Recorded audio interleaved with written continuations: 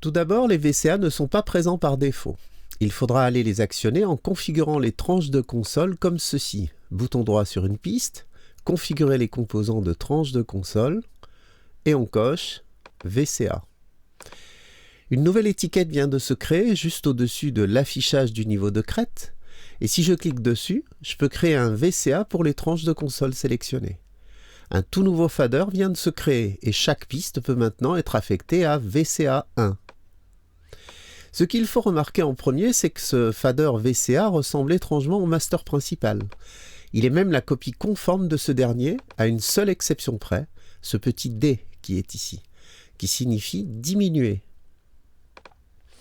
C'est en réalité un volume d'atténuation ou d'assourdissement, c'est le terme exact, qui se réglera dans les préférences audio de Logic au niveau de l'onglet Général. Par défaut, il est à 20 dB. C'est-à-dire que si je clique sur ce petit bouton, je baisse le son général de 20 dB, ce qui pourrait être très utile, notamment en monitoring pour pouvoir parler aux musiciens.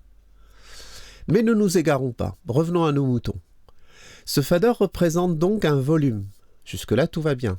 Mais ce volume restera maître sur tous les autres volumes de la chaîne. Ah non, ça va pas recommencer. Non, car nous allons très vite voir un exemple concret.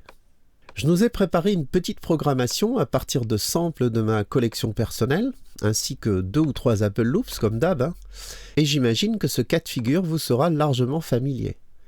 Faisons une sorte d'état des lieux. En rouge, 3 pistes de drum, un charlet, un kick et un clap, que j'ai volontairement envoyé vers une reverb au moyen d'un bus, le bus 2 qui est ici, que j'ai mis en stéréo, et qui contient cette fameuse reverb au son si particulier, rappelez-vous, Phil Collins. En bleu, un synthé un peu planant, même si en réalité c'est un son de basse, sur lequel j'ai mis un delay directement en insert.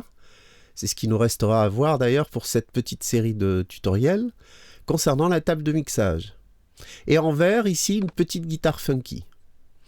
J'ai envoyé les 3 pistes de batterie dans un bus afin de pouvoir les grouper sur un fader commun qui me permettra de régler le volume général de la batterie, le bus 1.